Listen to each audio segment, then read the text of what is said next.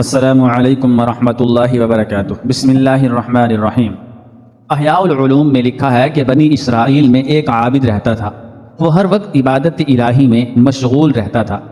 ایک مرتبہ اس کے پاس چند لوگ حاضر خدمت ہوئے اور کہنے لگے، حضرت، یہاں ایک ایسی قوم رہتی ہے جو ایک درخت کی پوجا کرتی ہے۔ اگر ہو سکے تو ان لوگوں کو اس درخت کی پرستش سے، پوجا سے کسی طرح روک دیا جائے۔ یہ سن کر ان کو غصہ آیا اور کلہاڑا کندھے پر رکھ کر اس درخت کے کاٹنے کے لیے چل دیے۔ راستے میں انہیں شیطان ایک بوڑھے آدمی کی شکل میں ملا۔ اس مردود نے ان سے پوچھا، جی آپ کہاں جا رہے ہیں؟ انہوں نے کہا، فلاں درخت کو کاٹنے کے لیے جا رہا ہوں۔ شیطان نے کہا، تمہیں اس درخت سے کیا واسطہ؟ تم اپنی عبادت میں مشغول رہو، ایک فضول کام کی خاطر اپنی عبادت کیوں چھوڑتے ہو؟ عبادت گزار نے کہا، یہ بھی عبادت ہے۔ شیطان نے کہا، میں تمہیں وہ درخت نہیں کاٹنے دوں گا۔ بالآخر دونوں میں مقابلہ ہوا۔ وہ عابد بہت جلد اس پر غالب آ گیا اور اس کے سینے پر چڑھ کر بیٹھ گیا۔ شیطان نے اپنے آپ کو بے بس دیکھ کر ایک اور چال چلی۔ اچھا ایک بات سن۔ عابد نے اسے چھوڑ دیا۔ شیطان کہنے لگا کہ اللہ تعالیٰ نے تجھ پر یہ فرض تو نہیں کیا، تیرا اس سے کوئی نقصان نہیں ہے، تو اس کی پرستش بھی نہیں کرتا۔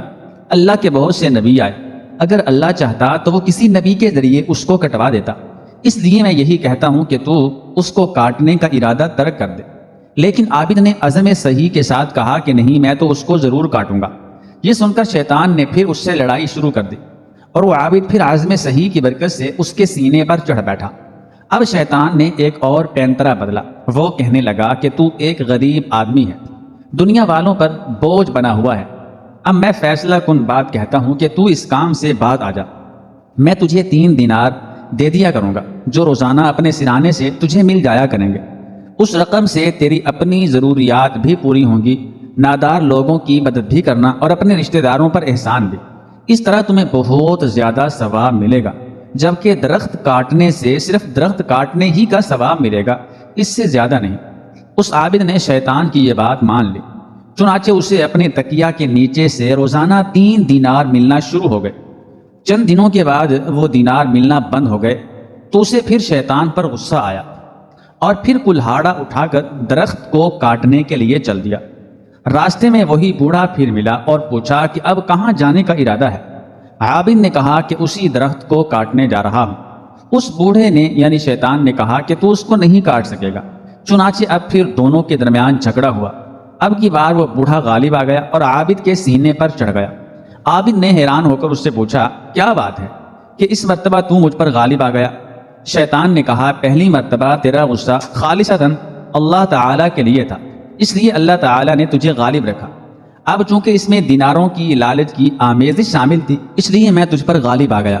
حدیث پاک میں آیا ہے کہ ایک مرتبہ حضرت علی رضی اللہ تعالی عنہ اپنے گھر تشریف لے گئے اور حضرت فاطمہ الزہرا رضی اللہ تعالی عنہا کو بتایا، فاطمہ 3 دن سے نبی کریم صلی اللہ علیہ وآلہ وسلم پر عجیب کیفیت طاری ہے۔ اللہ کے نبی صلی اللہ علیہ وآلہ وسلم نماز پڑھنے کے لیے مسجد میں تشریف لاتے ہیں اور فوراً واپس چلے جاتے ہیں، کسی سے گفتگو نہیں کرتے، گھر جا کر بھی مصلی کے اوپر رہتے ہیں، وہاں بھی کسی سے گفتگو نہیں فرماتے اور مسلسل روتے جا رہے ہیں۔ آپ ان کی لاڈلی بیٹی ہیں، لہذا آپ جا کر ان سے پوچھیں۔ نبی کریم صلی اللہ علیہ وآلہ وسلم کی کیفیت سن کر حضرت فاطمہ رضی اللہ تعالی عنہ فوراً نبی کریم صلی اللہ علیہ وآلہ وسلم کے پاس گئیں۔ جا کر دیکھا کہ نبی کریم صلی اللہ علیہ وآلہ وسلم واقعی بہت غمزدہ ہیں۔ آپ رضی اللہ تعالی عنہ نبی کریم صلی اللہ علیہ وسلم کے پاس جا کر بیٹھی اور عرض کیا، ابا جان آپ کس وجہ سے غمگین ہیں؟ نبی کریم صلی اللہ علیہ وسلم نے ارشاد فرمایا، فاطمہ مجھے خیال آ رہا ہے کہ جب میں نے معراج کی رات جہنم کو دیکھا تو میں نے اس میں کچھ عورتوں کو عذاب پاتے دیکھا۔ وہ نقشہ اس وقت میرے سامنے ہے اور اپنی امت کے غم میں رو رہا ہوں اور اللہ رب العزت سے اس کی مغفرت مانگ رہا ہوں۔ حضرت فاطمہ الزہرا رضی اللہ تعالی عنہا نے پوچھا، یا رسول اللہ صلی اللہ علیہ وآلہ وسلم آپ نے جہنم میں کیا دیکھا؟ اس کے جواب میں نبی کریم صلی اللہ علیہ وآلہ وسلم نے 6 عورتوں کا تذکرہ کیا۔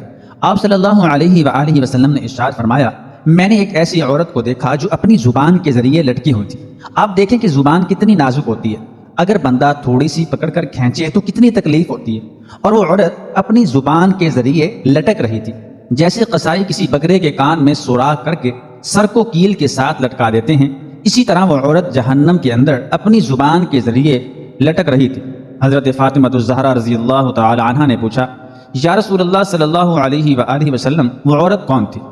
فرمایا یہ وہ عورت تھی جو دوسروں کی غیبت کرتی تھی، طعنے دیتی تھی، اپنی زبان سے دوسروں کو ایذا پہنچاتی تھی، یوں اپنی زبان کو غلط استعمال کرتی تھی، اس لیے اللہ تعالیٰ نے اس کو جہنم کی آگ میں داخل فرما دیا۔ اللہ تعالیٰ ایسی عورت کو زبان کے ذریعے سے لٹکا کر جہنم کی آگ میں بھونیں گے۔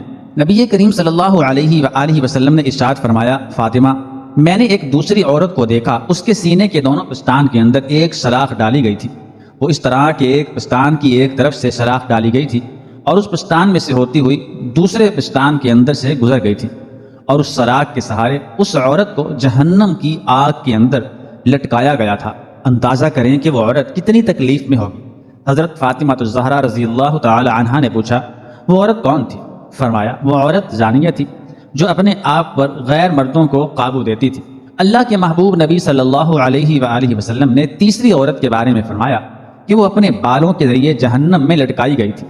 بال کتنے نازک ہوتے ہیں، اگر چھوٹا دودھ پیتا بچہ بھی اپنی ماں کے بال پکڑ کر کھینچے تو بعض اوقات ماں کے آنسو بھی نکل آتے ہیں، اتنی تکلیف ہوتی ہے۔ اس عورت کو بالوں کے ذریعے لٹکایا ہوا تھا اور فرمایا کہ اس کا دماغ ہانڈی کی طرح کھول رہا تھا۔ حضرت فاطمہ الزہرا رضی اللہ تعالی عنہا نے عرض کیا، یا رسول اللہ صلی اللہ علیہ وسلم اس عورت کو اس طرح کس وجہ سے لٹکایا گیا تھا؟ فرمایا وہ بے پردہ گھر سے نکل کر گھومنے والی عورت تھی، اس کی بے پردگی کی وجہ سے اللہ تعالیٰ اس کو یہ سزا دے رہے تھے۔ پھر ایک چوتھی عورت کے متعلق نبی کریم صلی اللہ علیہ وسلم نے ارشاد فرمایا کہ میں نے اسے اس حال میں دیکھا کہ اس کے دونوں پیر سینے سے بندھے ہوئے ہیں اور دونوں ہاتھ سر سے باندھے ہوئے ہیں۔ اس کے بارے میں آپ صلی اللہ تعالی علیہ وآلہ وسلم نے ارشاد فرمایا کہ یہ وہ عورت تھی جو دنیا میں جنابت اور حیض سے پاک صاف ہونے کا خیال نہیں رکھتی تھی۔ پھر نبی کریم صلی اللہ علیہ وآلہ وسلم نے ارشاد فرمایا کہ میں نے پانچویں عورت کو دیکھا کہ اس کا چہرہ خنزیر کی طرح اور باقی جسم گدھے کی طرح بن گیا تھا۔ وہ عورت ہی تھی لیکن اس کے جسم کی جلد ایسی بن گئی تھی کہ چہرہ خنزیر کی طرح اور باقی جسم گدھے کی طرح لگتا تھا، گویا اس کی شکل مسح کر دی گئی تھی، اور اس طرح اس کو عذاب ہو رہا تھا۔ نبی کریم صلی اللہ علیہ وآلہ وسلم نے ارشاد فرمایا کہ یہ وہ عورت تھی جو جھوٹ بولتی تھی، غیبت کرتی تھی اور چغل خوری کی مرتکب ہوتی تھی۔ پھر نبی کریم صلی اللہ علیہ وآلہ وسلم نے ارشاد فرمایا کہ میں نے چھٹی عورت کو جہنم میں دیکھا کہ اس کی شکل کتے جیسی تھی اور وہ ایسی آواز نکالتی تھی جیسے کوئی کتا بھونک رہا ہوتا ہے۔ آگ اس کے منہ میں داخل ہوتی تھی اور اس کے پاخانے کی جگہ سے باہر نکل جاتی تھی اور اس کو فرشتے گوز مار رہے تھے۔ پوچھا گیا کہ یا رسول اللہ صلی اللہ علیہ وآلہ وسلم اس عورت نے کون سا قصور کیا تھا؟ آپ صلی اللہ علیہ وآلہ وسلم نے فرمایا کہ اس کے اندر حسد بہت زیادہ تھا۔ اللہ تعالی ہم سب کو نیک اعمال کرنے کی توفیق عطا فرمائے، آمین ثم آمین۔